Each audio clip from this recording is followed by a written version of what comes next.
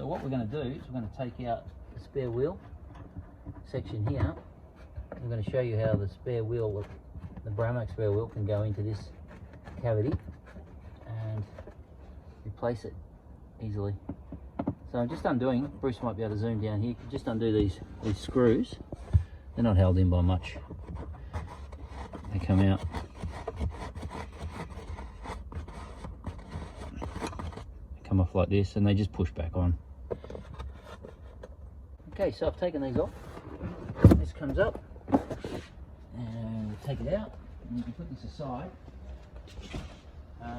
Some of the parts you may want to put back in. What will happen is the jack will go in here.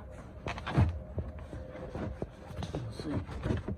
It's not going to sit dead flush, but it won't need to because this board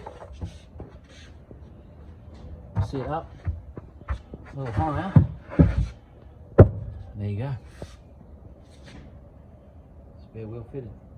Okay, so today we're actually going to fit the Braumach spare wheel to the ATTO 3, the newly released electric EV ATTO 3 by BYD.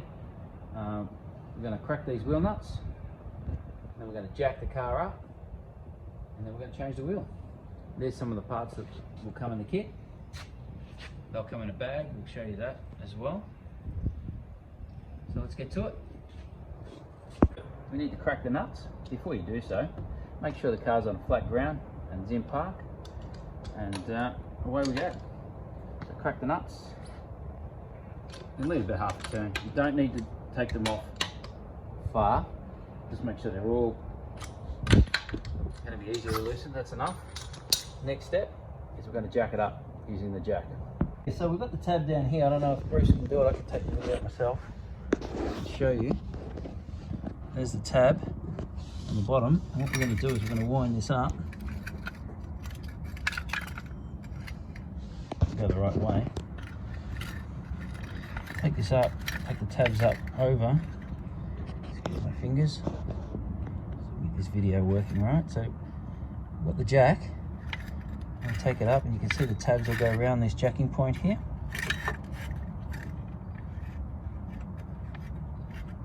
As you can see, that's going to hold it in position. We're already taking some weight. Secure, make sure that the jack is nice and flush and square. Alright, make sure it's not on an angle. This gets back to doing this on a flat ground. You do not want to do this on uneven ground, it's quite unsafe. So we'll start jacking it up. Okay, away we go.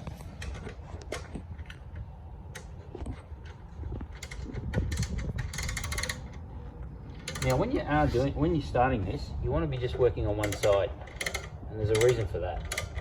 You don't want to be pulling from here because you're actually adding the wrong forces now. So just one side, and then once you've got quite a lot of weight, then you can start taking bigger handfuls. And then if you're unsure, just get under, add a bit of weight, and have a look. See, it's securely jacked on that. That's the jacking point, as I mentioned earlier. We're good to go. Take it up. It's good to stop every now and then. Just check. Make sure the jack's going straight up. These are a 2-ton jack, so they'll take the weight. We have had people ask us that the car weighs more than 2 ton, but you're not jacking the whole car up on one jack. You're only jacking up 1/4. Okay, you'll be able to do this by hand the rest of the way.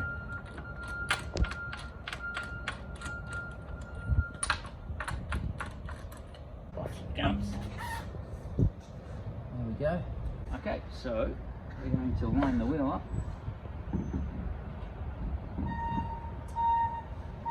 And there we go. And push it in. And Bruce can bring the camera here, you can see. You can see down there, you can zoom in. It's flush on the disc. And in here, you can see, it's a little bit harder to see, the wheel is hub centric. So it's centralizing via the hub, it's sitting flush on the disc. Let's do the wheel nuts up. Alright, so what we do is we put the nut on, we just sip and start a little bit, and then sock it on, do it up. There we go. So what we'll do we'll grab our brace, which is over here, excuse me. And what we do, you want to nip these up.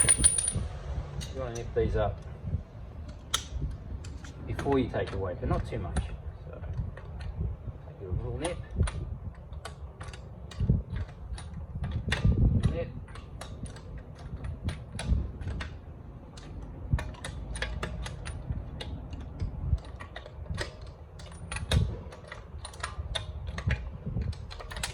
Give it a spin. You see everything's clear. Alright, next step is we'll take the jack down. Okay, so I'm going to come from this side now, and you may need to flick this. That's on, that's off. Wind it back the other way. Make sure, and I've seen this happen before, people are doing this. You do that, you're going to come up and hit the car. So don't do that. Work the reverse.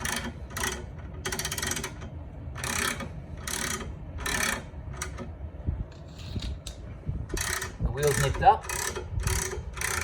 I'm going to put the weight back on the tyre, take the jack out of the way.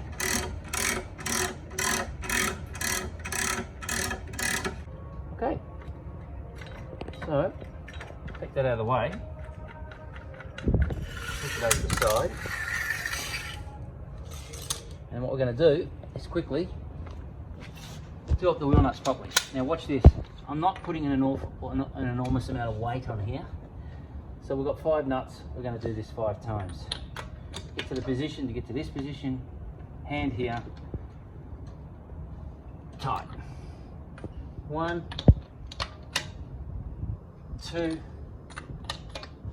3, 4, 5. Done. Alright, we're right to go.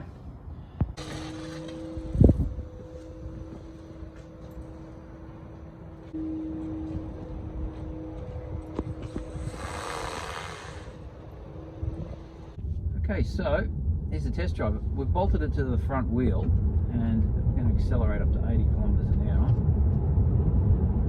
I'll just give you about 85, and there's a sensation. So she drives straight. Look, you know, I definitely can feel that the wheel on the right hand side is smaller than the one on the left, but by no means is it feeling unsafe.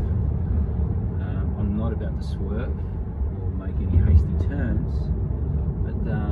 This is it on the braking. Yeah, you just need to be a little bit concerned, but more than safe.